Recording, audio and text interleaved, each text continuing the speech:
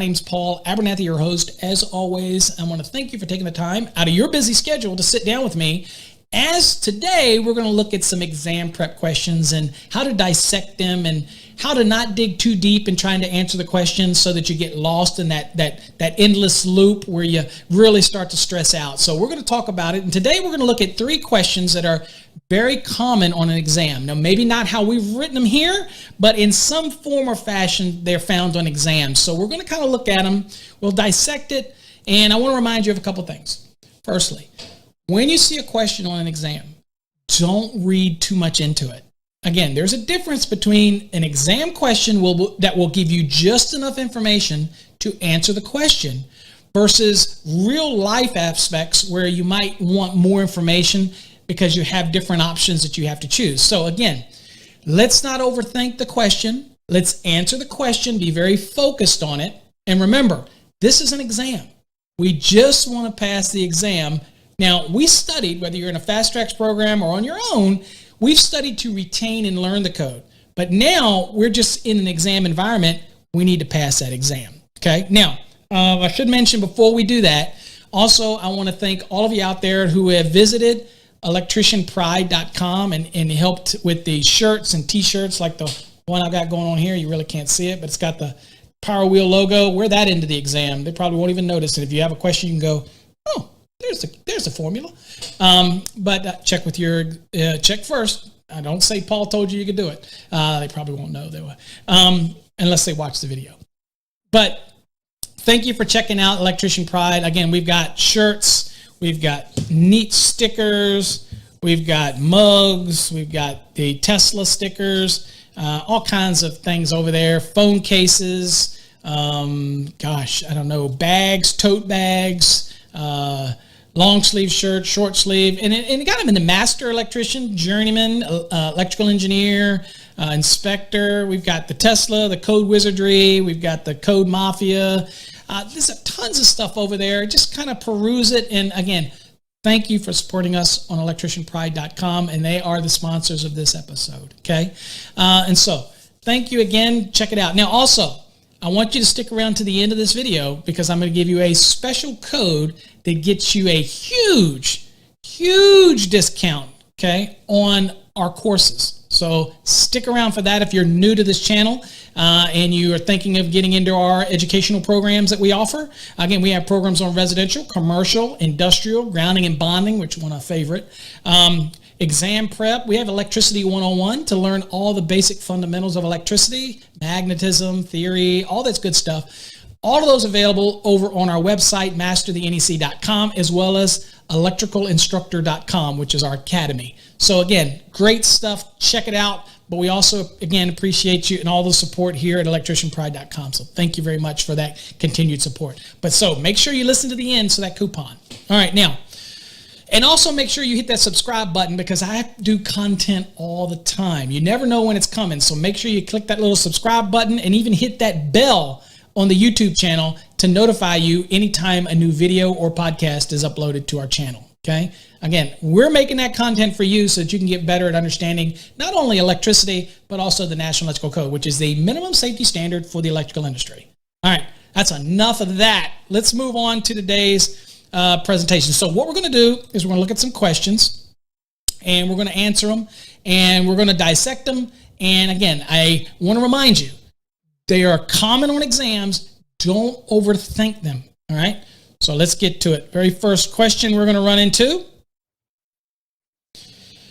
is very common on an exam. In some form or fashion, it gets asked on an exam. Question number 1. What load in kVA, so it looks like they want an answer in kVA, shall be added to the service for an office building with 200 receptacles?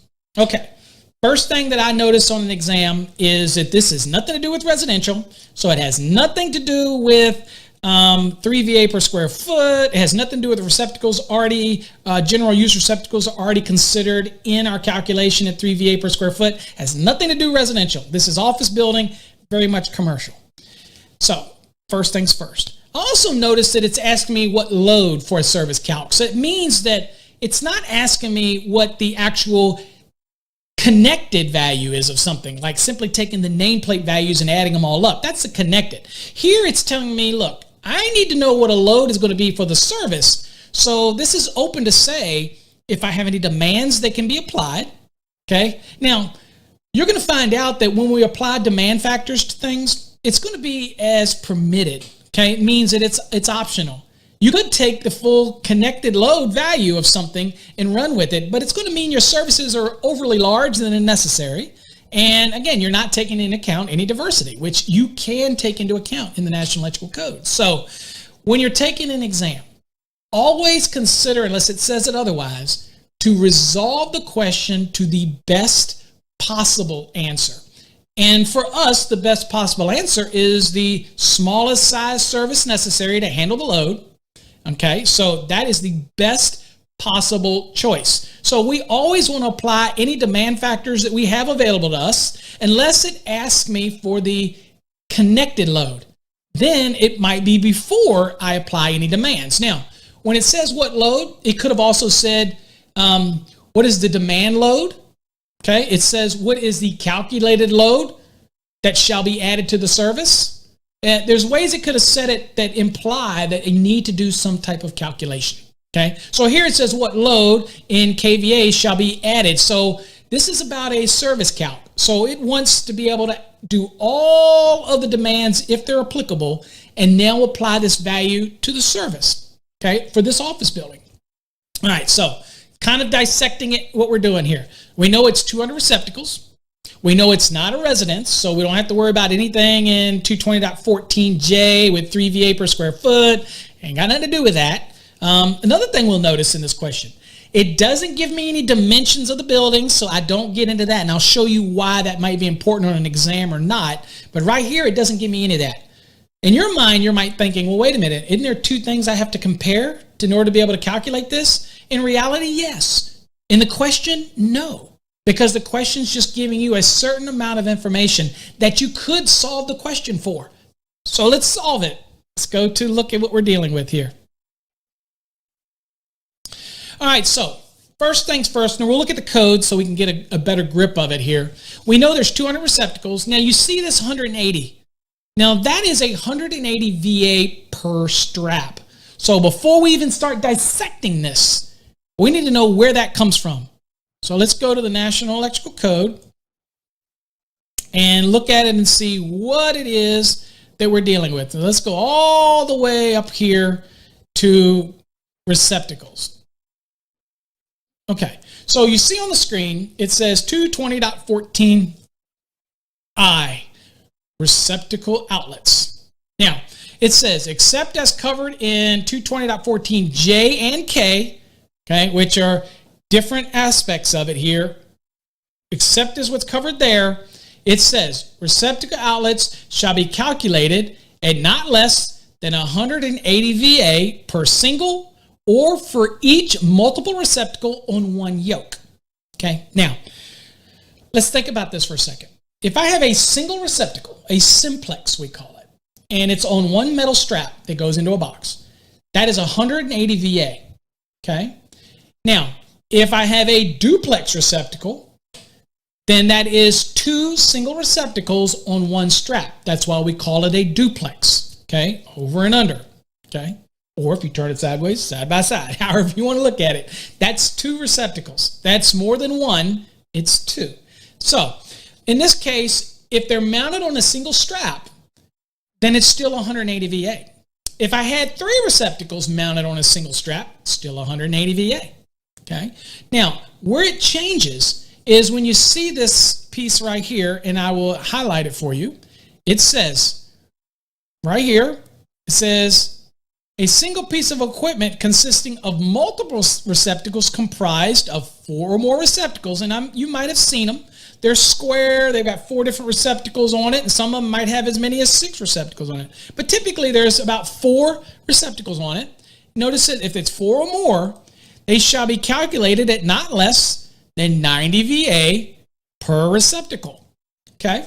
So in this case, if it's a 4, then it simply would be 90 times 4, 360 VA, because there's 4 single receptacles built into this one piece of equipment. Okay, so, but if we've got just a single receptacle, 2 receptacles mounted, duplex receptacle, very standard, that is 180 VA per strap. So that's where we get the 180 VA. Also, while we're here, I'm going to give you an exercise in highlighting. I am not a believer in over-highlighting your code book. I believe that you use the tabs, the standard tabs that you buy, and also I should let you know, we're getting some custom tabs made that are not like anybody else's in the industry. They're going to be smaller, but they're going to be more durable because they will connect on both sides of the page rather than just on one side where they can rip. But don't bug me about that because, again, we've got to work through that. But we're trying to get our own custom tabs that we'll have available on our website. And they're going to be of very important code sections and things and articles that I feel are really important for exam prep and for use in the real world. Okay, so again, it's going to be the bare minimum necessary to be successful, because I don't also believe in over tabbing either. So again, but let me give you a highlighter rule. Okay, so here's one thing I tell people. I am not a believer in overly highlighting. I believe this is an example of what I would highlight. I would highlight this, okay, and I would do that in, say, a yellow, and then I would come down and highlight this portion. Not less than 180 VA for single or for each multiple receptacle on one yoke. I would highlight that in yellow. And then I would go over here and I would highlight 4 or more calculated not less than 90 VA per receptacle. And I would also do that in yellow. So I would use a title of one color, however you want to do it, and I would use the key components of the actual paragraph that stick out to me in another one, in another color. Why? Because I wanted to draw my attention. If you overly highlight things, like if I were to highlight this entire thing, then it gets lost. In an exam, I'm going to have questions that are going to have the answers in the questions. They're multiple choice. And they're going to have things that draw my attention. So when I go to here to find receptacle outlets, the questions more often than not going to have something that pertains to the VA 180 or something about the 90 when it's 4 or more, and I need my mind to be drawn to that. If you just start highlighting everything on a page, then you're going to lose the benefit of that. And so again, I am a minimalist when it comes to highlight. I only believe in highlighting the key things. So in our Fast Tracks program, there's chevrons of certain code references. If we send you to a certain place in the code from our learning lesson, then you're going to do just this. You're going to highlight that section and the key things that's talked about in the lesson, and that's the only thing you're going to highlight in that entire paragraph, okay? Because that's the important pieces. They're not going to ask you anything about the random words in there.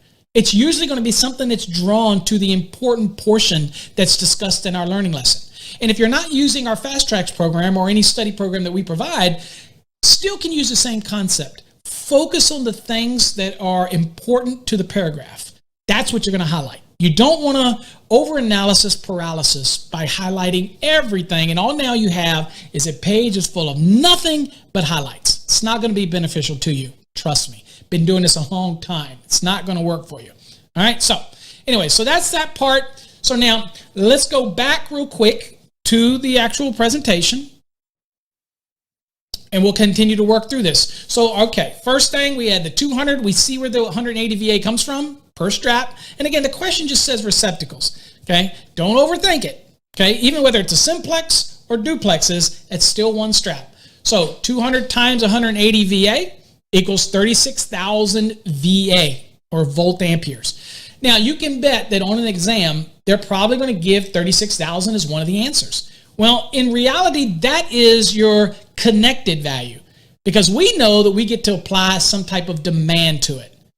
Where do we get that allowance to apply demands? Okay, well, let's go back to the code because we need to see that now because we're working through this question, dissecting it piece by piece. And this is very common on an exam. And I have a question like this in the Fast Tracks program that students routinely get it wrong because they don't read into it and realize that we're allowed to apply a demand factor. Okay, we can derate. So let's go to the code and give it a look. Okay, so what we see here is it's allowing me, I now have what the value is in VA. Next, since we're talking about an office building, we're going to utilize K.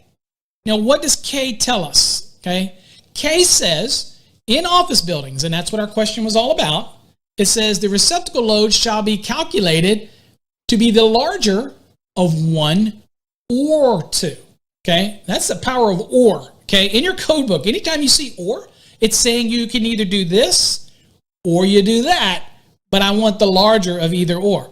Okay, now if you see the word and between two references, it means you have to meet this and you have to meet this. So that's what we call the power of or and the power of and within the National Electrical Code. Okay, just a little extra there. Now, another interesting thing. This is an example in a question where there's a real world, probably what will happen versus what's in the question. Notice what it says here in option 1 and 2. Okay, we want to take the larger of either or. The first one says the calculated load from 220.14i, which is what we just did, 180 VA per strap times 200 of them, that was 36,000. It says the calculated load from 220.14i after all demand factors have been applied. That's why it's calculated, not connected, calculated. So we're taking the value after we've applied a demand factor. So that's the first area that says, look, it's an office building. There's something else you can be able to do to it. The next one is option 2, and it says 11 VA per millimeter square, or like we do, 1 VA per square foot. Now, that's just not millimeter, that's meter square. Sorry. So I don't use it, so there you go. So 1 VA per square foot. Now, check this out. The question didn't give us any square footage, right? There's no way to do item 2. There's no way to do it. So in this question, in the real world, you might have 2 options that you have to compare. On an exam, you don't. You only have one, and that is to use number 1. Now, when it says after all demand factors have been applied, where and what do demand factors have anything to do with this? Okay, that's where you're going to say, well, it's receptacles, it's other than dwellings, so I have some allowances here to do. So if you scroll down, you'll notice that you'll run into something called 220.44.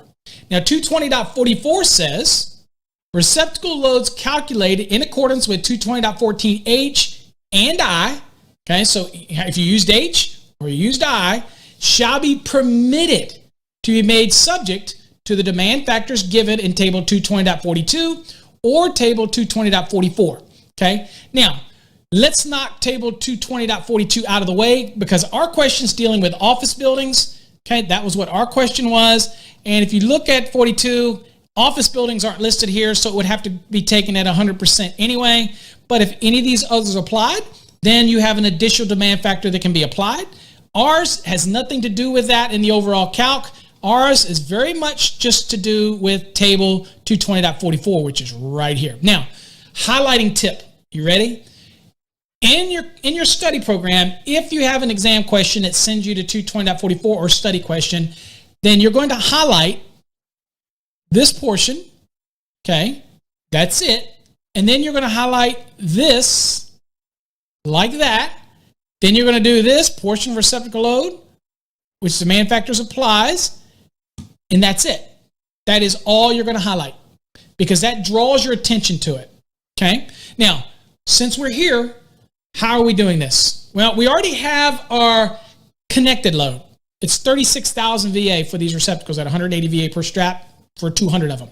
Now, we already have direction that tells us that we can apply what? Some demand factors. There's diversity involved here. You're not going to use them all at the same time. So, first 10,000 kVA or less at 100%. The remaining over that 10,000, you simply take the value at 50%. Okay? So this is a percentage value of the VA. Okay, so let's go back to our PowerPoint and see how we can apply this. All right, in our question, we take the first 10,000 at 100%, so it was 36,000. So take 10,000, set it aside because we have to take it at full value. So set that aside.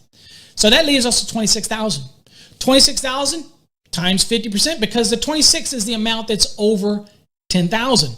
So at 50%, that's 13,000 VA. So you bring that 10,000 back and add it to the 13, that's 23,000 VA. But remember, we always get taught to to solve it down into the VA when we're doing a calculation for loads for services and feeders. But remember now, here's where it can get tricky. The question might not be in tune with reality. It's a question. And the question wanted that value in what? kVA. So we have 23,000 VA. You're simply going to divide that by 1,000, and that's going to turn it into 23 kVA. Okay?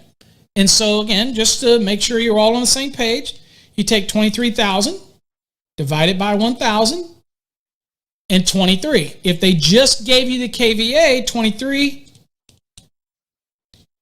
and you wanted to convert it to VA, it's 23 times 1,000. So again, division or multiplication, depending on which questions asked and always analyze what they want in the question.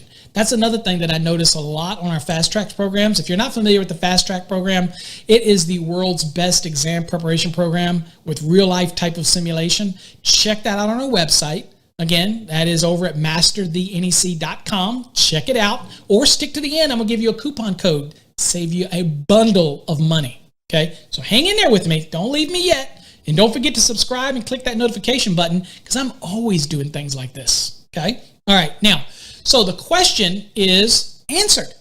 The answer to the question is 23 kVA. Okay, so to answer this question, what's the load in kVA? It's 23 kVA. We applied the demand factors. That's the amount that we're going to add to the load calculation. Pretty simple stuff, right? All right, next question we run into. Very common question. Okay, what is the load current or calculated load for a feeder conductors supplying a continuous load of 39 amperes and a single motor with an FLC of 24 amperes? Okay, in the real world, in reality, you might say, well, okay, I get the conductors, I get the 39 amps as being told that it's a continuous load. I get it. In reality, you need to understand something. When they tell you it's a continuous load, it's just telling you that that 39 amps is going to be running continuous and to treat it as continuous. You're not worried about in your mind going, wait a minute, aren't continuous loads any load that runs 3 hours or more? Which is true, but it's at its full maximum current for 3 hours or more. In this question, they're telling me up front, it's running at 39 amps and you will treat this as a continuous load. Now, a couple tips. If this was a branch circuit and that's all it was asking, then you're still going to have to take that 39 amps at 125% and size your conductors, right? Because again, usually the circuit breaker is the weakest link. So you're going to have to treat it that way. So just because it says it's a continuous load, that's just telling you that it's 39 amps and it's a continuous load. Sizing conductors or sizing overcurrent protected devices that are not rated at the full load rating or full amp rating, then you're going to take it and do the 39 times 125%. Okay, that's just branch circuit. So I wanted to give you that little tidbit, okay, because I get that question all the time. I got 39 amps of continuous load, Paul. Do I have to apply the 125%? Yes, if you're sizing conductors. But if your question asks, what is the continuous load? It's still 39 amps of continuous load. This is a good time for me to tell you to go watch my D-Rating Demystified, which I get into all those goodies. Again, go look for it. It's over on our channel. Now, so 39 amps continuous load. We told you how to do it with the branch circuit, but guess what? It's really no different for the feeder. You'll see. Next, single motor. It didn't say what kind of motor it was, didn't give me anything, but what it did give me was the FLC. The FLC, it tells me it's 24 amperes. I don't need, some people will say, well, wait a minute, I need to know what this is. I need to know the nameplate. I need to know. No, you don't. Not to answer the question. In real life, you might need additional information. Obviously, if you go to overloads, you got to have a nameplate because overloads don't use the FLC. They use the FLA or the amps that's listed on the nameplate. But everything else, a short circuit and ground fault protection, conductor sizing, feeders, all of those use the FLC values. In this question, don't overanalyze it. They have given you the FLC already. No need to go to the back in 430.248, 249, or 250 to get those FLC values of motors. Doesn't matter. They gave it to you. Be happy. Simple question to answer at this point. Okay, so 39 amps, continuous load. and we have the motor, single motor, okay? Now remember something. This is a feeder. This feeder has both obviously a continuous, let's say this is a continuous lighting load, whatever it is, it's continuous. And it's telling you also it has a motor. So there's two different loads that are being supplied by this feeder, okay?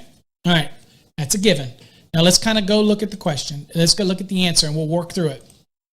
All right, first things first, we're gonna kick it in now and say that this is a lighting load just so we can give some meaning to the continuous load. Again, it's a load that's pulled its maximum value for 3 hours or more, or when the code tells you something is continuous. In this case, it told us it's continuous. I'm going to associate with a lighting load so that people can kind of get in that mentality. So 39 amperes of continuous lighting loads is 39 times 125%, or 1.25, equals 48.75 amperes. Now remember, also in feeders, you have 215.2A1A that says you take all continuous loads at 125%. Of course, it also says take all non-continuous loads at 100%. So you would add the two. So if I had a feeder, let's forget the motor right now. If I had a feeder, and that feeder coming from a main panel and it's feeding loads, if that panel has continuous loads in it that it's feeding and non-continuous loads, I'm going to take all the continuous loads at 125%, and I'm going to take all of the non-continuous loads at 100%, whatever their rating is, okay? Add them together, and that's how I'm sizing my feeder, okay? Same thing here. The only difference is now I've got a motor involved. So let's look at the motor. So I have 24 amperes of single motor loads, the FLC, they gave it to me. So again, that's 24 times 1.25%. which equals 30 amps. Now, where did I get the guidance here? Okay, so if I was sizing a single motor by itself, then it would be 430.22. But what we're doing is we're doing a motor and some other load, okay? And so we would look at 430.24. And what it says is several motors or a motor or motors and other loads. Well, in this case, we've got motor loads, and we've got other continuous loads. So what does it say at 430.24? Okay, let's go look at it, and then we'll come back. Okay, so let's go to the code. And I will get here. We'll just kind of click this to go back to the top. It's a benefit of the electronic version online. All right, and nobody asked me if they have a PDF version of the NEC anymore, because they do not. You have to pay for a subscription, but there is a free view version on NFPA. You just got to get a membership, which is free, and then you can look at it online. You can't print it, do anything like that, but then you've got your paid version like what I have. So let's go down to 230. Now, remember what I said about the 430. I just said 230. Excuse me, 430.22 single motor. Well, there it is, and it tells you to take it at 125%, right? But we have what? We have something a little different here. So we're going to go down to 430.24. Several motors. Now, this could be a case where I have a feeder that's got 3 motors, okay? And I'm sizing that feeder to handle those 3 motors. Okay, way to do it. But in this case, we have an other load, and we use lighting so we can bring context to the other load. But we have other loads, and then we have that motor. How do we apply it? Well, here it says the conductor is supplying several motors or a motor or motors and other loads shall have an ampacity not less than the sum, cumulative sum of each of the following. 125% of the FLC, that's why we needed that FLC rating of the highest rated motor. We only had one. So that was the 24 at 125%, which was the 30 amps. And then it says it takes the, in our case right here, 125% of the continuous non-motor loads. And again, we already know that that 39 amps was a non-motor load, but it was a continuous load. Okay, so we took that at 125%. So let's go back. And that's where we're getting that allowance for the exam question. So here you see we did that. We take the motor at 125% and of FLC and 120% of the other loads that are continuous. Now, what's the answer? Well, I didn't put it on the screen because I wanted you to work it out. And what is the answer? 48.75 plus 30 equals 78.75. So I need a conductor that can handle at least 78.75. And then, of course, I have to protect that conductor at its ampacity. Okay? This question was simply trying to find out what the value is. 78.75 was the value to answer this question. Okay? So again, that is what the load current is. And that is all the question is asking. Don't start getting into overcurrent devices. If you don't know how to do that, go watch our video, Derating Demystified, and I go into all that. But we're studying for an exam. Don't overthink the question. Simply answer the question. And that is the answer, 78.75. Okay? It is simple question. Let's go to the last question we're going to discuss in this one here. Question number 3. What is the demand load? Again, another way of asking a question that says, hey, guess what? It means you got some demand you got to apply here. For a school with an area of 20,000 square feet and a total connected load supplied by the design engineer of 206.6 kW. Now, this is interesting because, and it also tells us to use the optional method. Now, we can always use standard method, but here the question is saying use the optional method. Now, a couple things.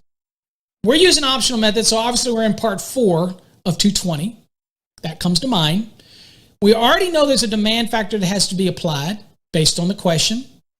Now, we're getting supplied a total connected load, which tells you that it's totally everything connected coming from the engineer who designed the system. It's the nameplate values, everything is being presented to us at a total of 206.6 kW, okay? And it's dumped in our lap. And we have to use the optional method to come up with what the actual demand load for this question is going to be. Very interesting question. So where do we have to look in the code first? Let's go to the code and we can see what we're doing. We know we're doing a school, okay? And we know we're in the optional method. So you're savvy enough and you've been studying, and I know you have. If you're in our Fast Tracks program, I know you're all on top of this. You're going to go to Article 220 and you're going to look at the optional method, which is part 4. And then you're quickly going to peruse the bolds until you get to schools. Should stand out. Let's see how it does. Let's go to the browser. And we'll go back to the top and we'll just jump down and we'll go to 220. And we're going to go to part 4. We'll just kind of, there is no real benefit online. You just got to kind of scroll your way through it. So there's part 5. So we went a little bit far. There we go. Part 4, optionals. Okay. So we quickly scanning. We know this is very specific to schools, house loads, calculated. Oh, schools right here. So we have 220.86. I would highlight that. Okay. If I'm kind of giving you some tips on highlighting, and let's read it and see how we're going to apply this. Now it says, let me make sure that y'all are seeing this in the screen. Yes. Okay. This says the calculation for feeders or service loads, kind of what we got asked in a question, for schools shall be permitted in accordance with 220.86. That's where we are, in lieu of part 3. Means that we're allowed to use the optional instead of using the standard. The optional is always going to result in a smaller service. It is allowing more diversity and allows me to apply some demand factors. So you're always going to get a little more when using the optional method. Now, in our case, the question said that you use the optional method, okay? Now, if you want to know how to do a standard calculation, we have videos that talk about commercial buildings and treating them as such and how to calculate it as a standard calculation. But more often than not, this is what you're going to run into, an optional method. So we want to make sure that you know how to do it here. Now, it's much easier for them to ask you this question using the optional than it is for you to do this calculation under the standard, because there's so many other pieces involved and they're just not going to ask you to do that on an exam. That's why we've kind of tailored this question to the optional, because it allows them to kind of ask you a question and give you some realistic expectations on answering that question, not overly cumbersome type of question. All right, so in lieu of part 3 of this article, we're equipped with, okay, important, we're equipped with electric space heating, air conditioning, or both. Now, our question did not give either or. And you've heard me say, well, not going to assume. However, there is absolutely no way that they're going to allow a school to be built without air conditioning. Just not going to happen. Okay? So while this is good, they're not going to happen. It's not going to happen. It's just not going to happen. So I'm not making an assumption here. I know what the code says, but for our question, if they didn't say something in there that says that it does not have heating or does not have air conditioning or anything like that, then I'm not going to let the mind wander. I'm going to know that, and you might say, well, Paul, isn't that assuming? Look, come on, be smart. Be focused here. This question changes if they say that it doesn't have space heating or that it doesn't have air conditioning. It didn't mention that in the question. Just roll with it. That's why I say an exam might be different than real life, whereas these things can come into play. Okay?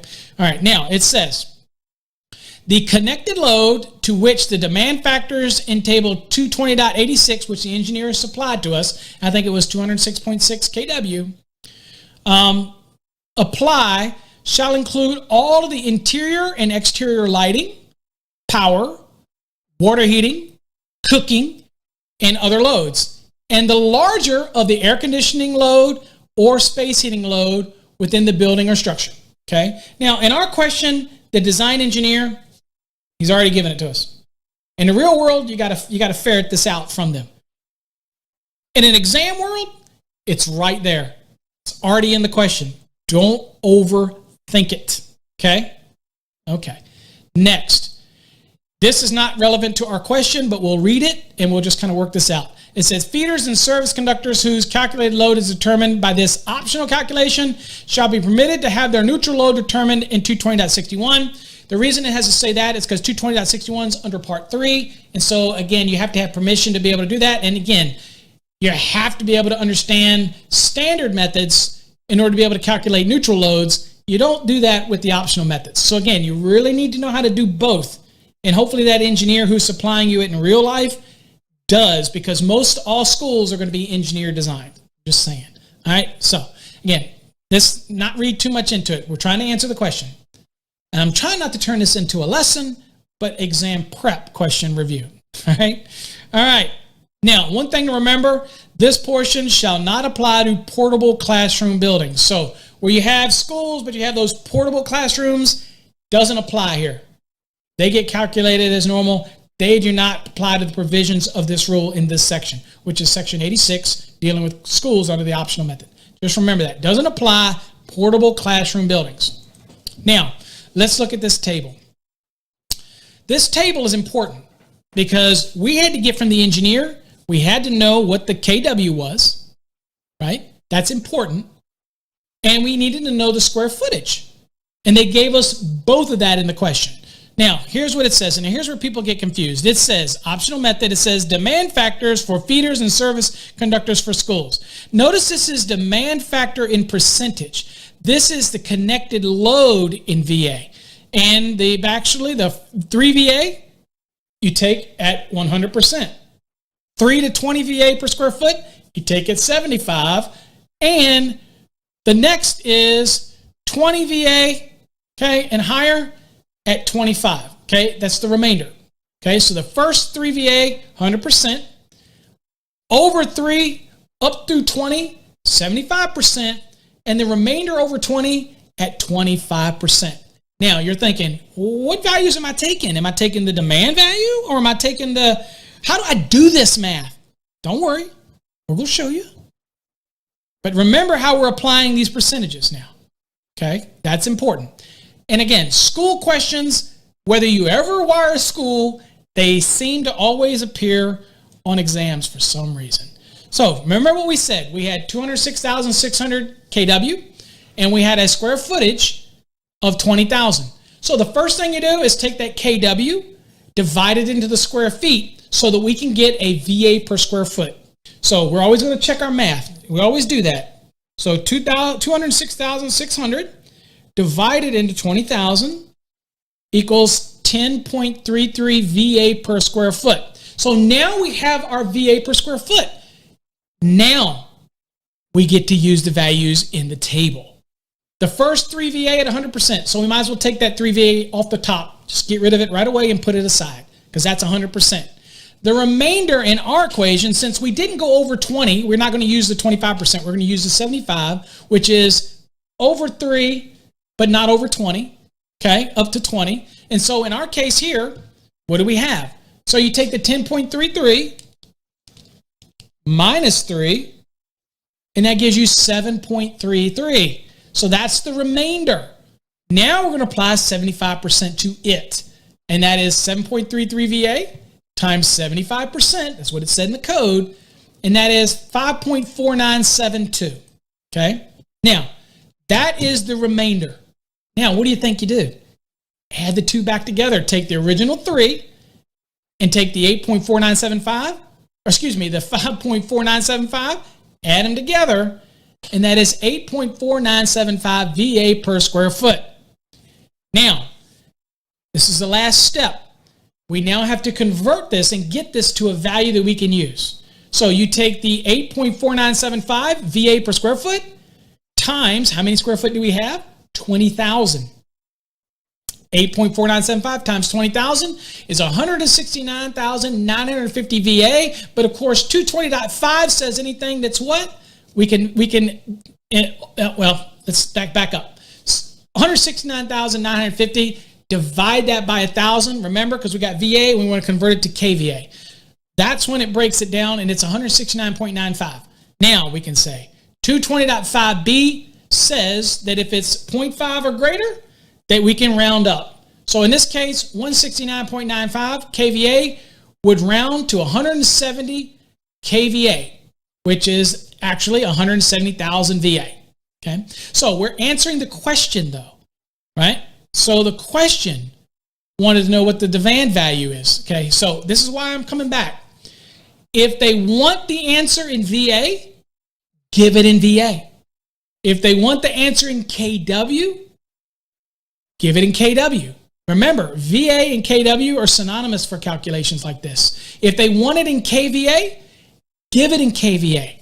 Remember, give them what they ask for, and that's important. Always look at the question and determine what they want. I've got an answer here. If they want it in VA, I've got an answer. If they want it in KVA, I've got an answer, okay? Always think about the question and how they're asking the question. And it's really just that simple when you start breaking it down and looking at it that way. So hopefully, those have been helpful to you. Those are just some common questions that we see on an exam. And I just wanted to give you the basic steps. Obviously, we could go a lot deeper in that. We can analyze the rounding of the VAs or the KVAs, and we can look at all that. But again, I want to be able to just give you the basic concept of what you're going to encounter on an exam. And those are what you're going to do, and that's how you would solve. Those are the steps that you're going to follow to solve it. So hopefully you got something out of that. Until next time, stay safe. God bless.